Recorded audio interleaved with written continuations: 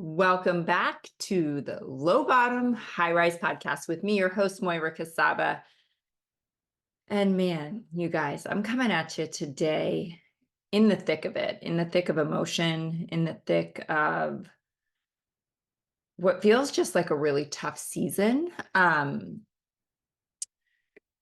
not going to get into all of the details, but gosh, the last couple of weeks we have been kind of crawling out from under a rock of a lot of sudden tragedies that are somewhat close to us, that just multiple things, which felt like on a daily basis, one stacking on top of the other, became way too much to bear, for myself, for my children. And so this episode, I want to talk about two things. I want to talk about what to do when you're really struggling, and what has helped me just literally in my over the years, but especially in this past week.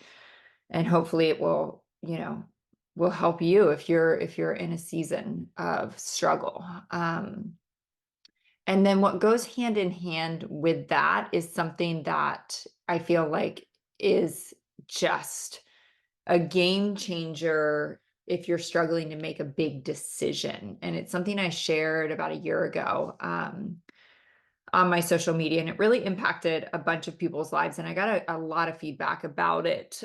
So these things are kind of tied together, right? Because they're almost two sides of the same coin. It's like you can be really struggling with making a really, really hard decision, and that can be heavy and that can be hard. Or you might just be struggling, right, with depression, with events that are transpiring in your life. And you might just find yourself in a season where you might be asking yourself, like, is this depression, right? Like, what is going on? Um, and again, I want to pass along some things that I am putting into place literally as we speak. And that I've definitely put into place in the past that have changed the game. And so first and foremost, the struggle, just the season of hard, right? And I'm going to do actually another episode around specifically grief, because Lord knows I have walked that road too many times in my life. And so I'm not speaking specifically to grief. I'm just speaking more in general, like whatever it is you are struggling with the overwhelm, with the sadness, with the um, just can't handle the heaviness of the world, of your emotions, of your circumstances. The two things that I recommend above all are, number one, talk to somebody. Just talk to somebody. You have to talk to somebody. And I know that sounds so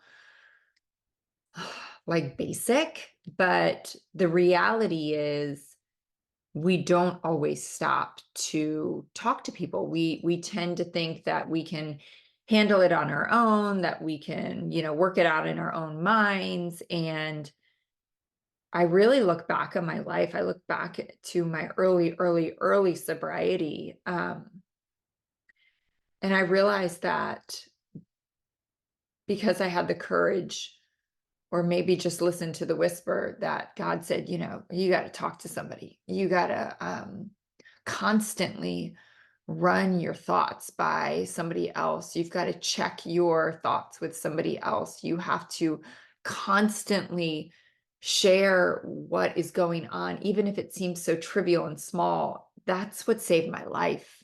That is what has continued to save my life in regards to sobriety over and over and over and over the last 25 years. I also recognize that's what did the opposite of that, not talking to somebody, uh, you know, really hurt my sister. Most of you guys know I lost my sister to addiction some years back. And I always think, God, if she had just talked to somebody, if she had just been able to share what was going on in her heart and her head, it could have looked different. And on the heels of that, I will share this. I've never shared this before. We're just going deep today, guys. Um, The week that my sister died, the week that my sister died, uh, one of my closest friends almost relapsed on alcohol that same week, had long-term sobriety, just like my sister had had. My sister had had 5 years. My friend had several years of sobriety. And I remember that girlfriend of mine saying to me one day with like her jaw on the ground, she said, Moira, I realized that in that moment where you're deciding, right? You're deciding to drink or to not drink. You're deciding to take action one way or the other.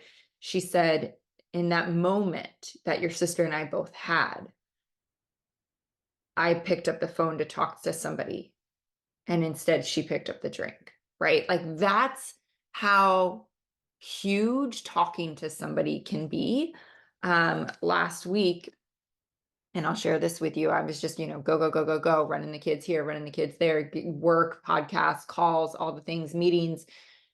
And I just felt like I had to keep going because there were just, constant things kind of coming at me. And even some of my best friends like messaging about other stuff, like, hey, what's going on with this? What's going on with this? Hey, checking in about work. Are we doing?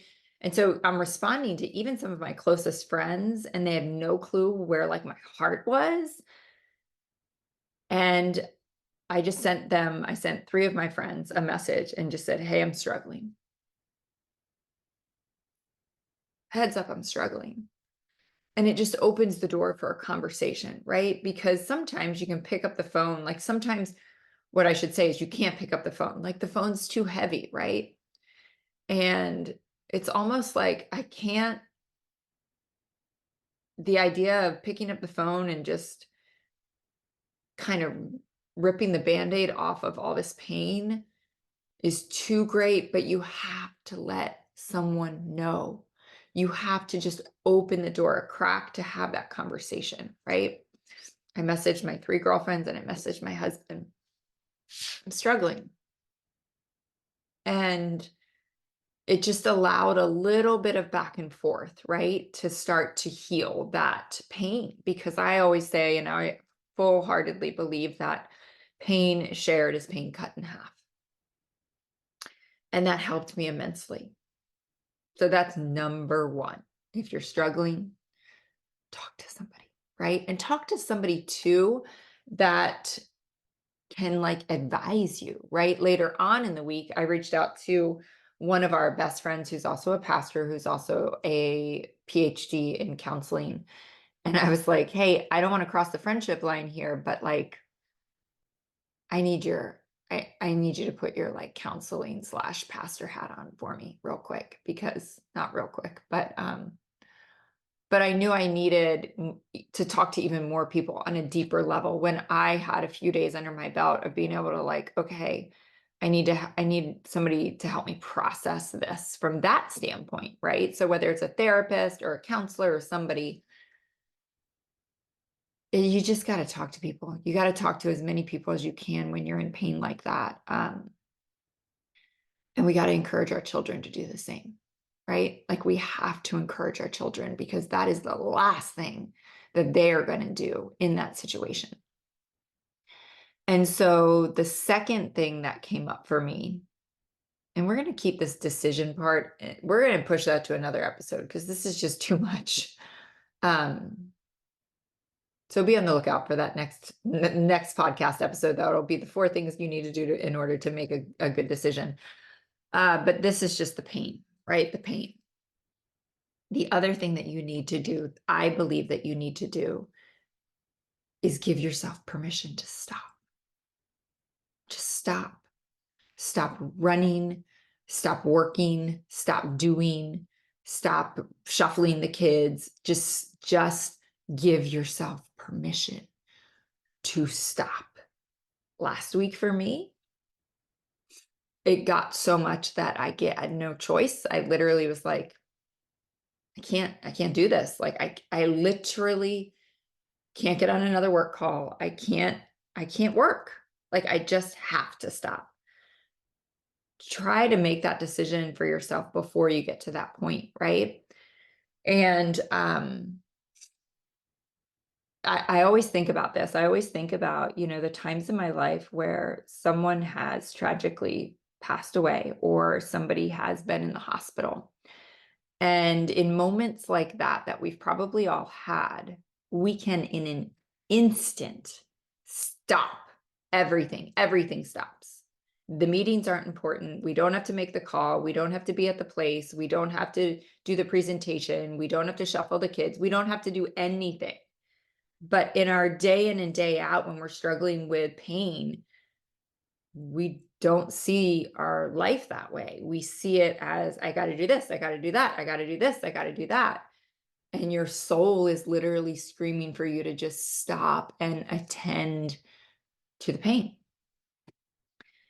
And, again, just thinking about this with our kids, it's so important because what I didn't see last week was, I was dealing with all this stuff and I couldn't see clearly because of when you're in that emotional state, you don't see things clearly. I didn't see at all that my daughter was taking it all on too and getting to her own complete and utter breaking point. And what I was able to say to her when she's like, well, mom, like, I got to get it together because I got to do this and I got to do that. And she's sobbing her eyes out. I was able to say, no, like, you're not. Stop. You have to stop. You have to stop. I'm not letting you, thank goodness she's her age and I could, exercise this, but I'm not letting you go to the dance class that you think you have to be at because it's quote unquote mandatory. If there was a life-threatening emergency, you wouldn't be at the class. Like, you don't have to go. What is so much more important is for you to just breathe, is for you to take a break, is for you to rest. And we've got to teach our children that, right? And then I was able to say, hey, I was actually able to reach out to a couple people that she considers, people that she really trusts, adults in her life. And I said, hey, can you talk to her? Because I can talk to her, but she needs more than just me. It takes a village. So, whatever you're struggling with, I mean, I think about people that are struggling all the time with like addiction and they're drinking every day or using every day or popping pills every day. And it's like they feel like they can't stop, like they have to keep going and they can't attend to this thing. Like, you have to attend to the pain, right? I can even remember at 21 years old thinking like I couldn't go to rehab because I was, I had a job and blah blah blah. I'm like, oh my God, I was doing nothing at 21 that was that important. But that's not how it feels when we're in it. You have to stop and you have to talk to as many people as you can. Remember that pain shared is pain cut in half.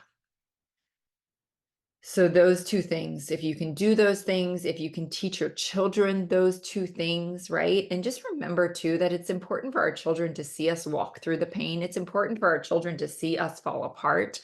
Um, it's important because if they see us pushing through, powering through, soldiering up, like getting through it all, then we don't give them any space to fall apart. Like, and this will go into the grief episode, but God knows whenever I've walked through loss, I was so sick of everybody telling me like, you're so strong, you'll get through it. I was like, for God's sakes, can somebody give me permission to fall apart? Because I need to not be strong. I need to fall apart, right? Give yourself permission to stop. Give yourself permission to fall apart and talk to as many people as you can. I hope this episode helps. I know it was short and sweet, but gosh, even just sharing that with you guys helps me.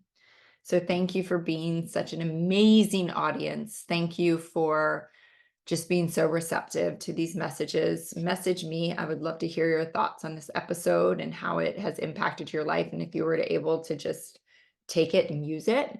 But it's also my hope that if you are in the darkness, that you do see the light sooner than later. We'll see you next week. Thanks.